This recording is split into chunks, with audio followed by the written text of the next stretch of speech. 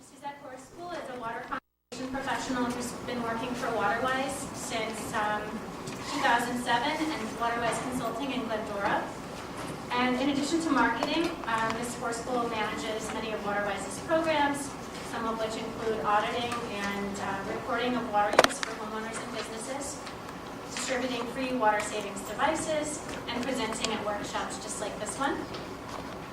In the mid-90s, she earned a master's degree from the University of Oregon in wise use of natural resources and has been teaching since 1996.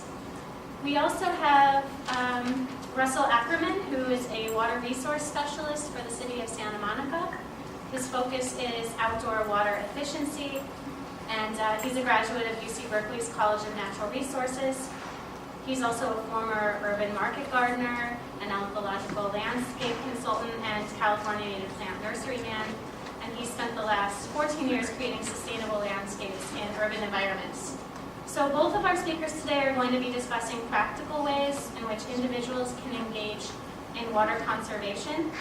The way I've sort of set up this panel is to have Suzette speak for about 30 minutes, and then Russell will speak for the second portion, the additional 30 minutes, and then there'll be about 15 minutes for questions and answers. We may have some time in between the two presentations for more specific questions. Okay, so thanks.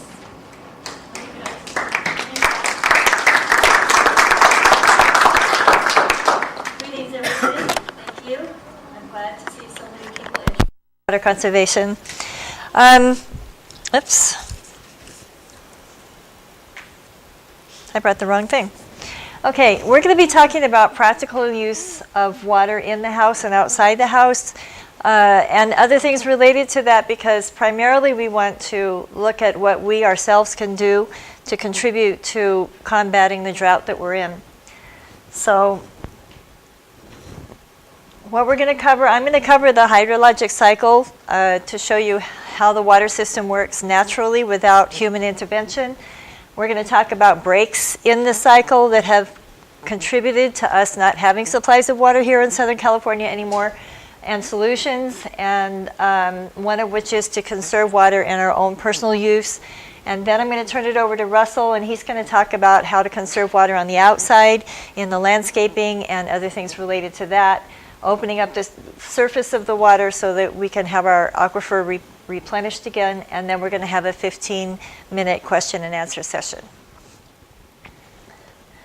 So let's go to the hydrologic cycle. I don't know how many of the speakers before me talked about the hydrologic cycle. Nobody? Okay, good. It's really important for you guys to understand how this works. We have huge oceans out there that are all filled with water, with salt in it, so we humans can't use it to drink or bathe in, but that is where we get our rainwater. The salt obviously does not evaporate. The water itself does with the action of the sun on the ocean and hot breezes on the ocean. Does this work? Can you see that? No. Okay. The water evaporates from the ocean, forms clouds. The clouds are blown inland by the ocean breezes. If in being blown inland they hit cool air under them or moist air under them, then that moisture and that coolness will cause the drops in the clouds to condense. And when it hits some kind of an obstruction, it comes down in the form of rain. Traditionally, the hills to the east of us caught those clouds, and in the wintertime they became snow. We used to have a lot of water here in this area that didn't appear on the surface, so we couldn't tell that there was water there. But we do have some cities in our area, in our Southern California, that are named that show us there used to be water, like Fountain Valley.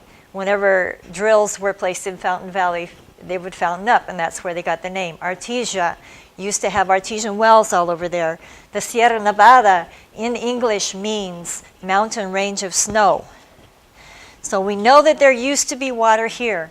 What happened to the water? We used it up. Okay, the clouds let go rain on the mountains.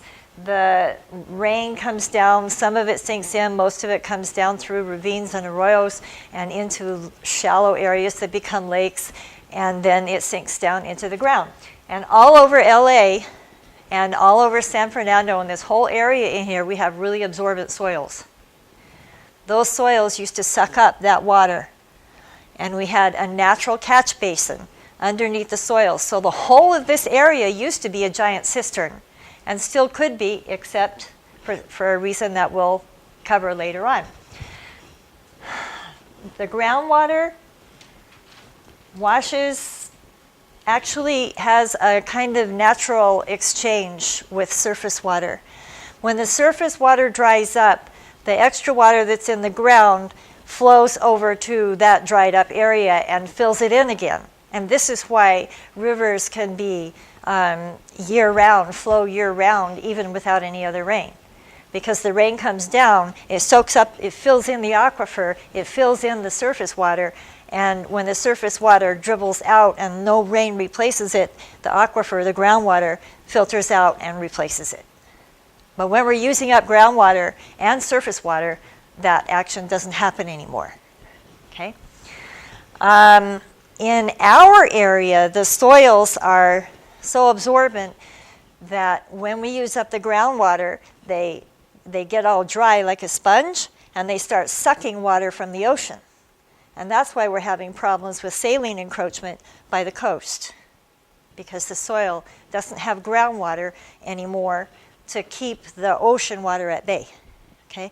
And that's one reason why you see water districts, or it is the reason why you see water districts who are located by the coast doing a lot of groundwater pumping, freshwater or reclaimed water pumping into the groundwater right there by the ocean to try to stop the sucking in of the saline water into our soils, which would spoil it, of course, and contaminate our drinking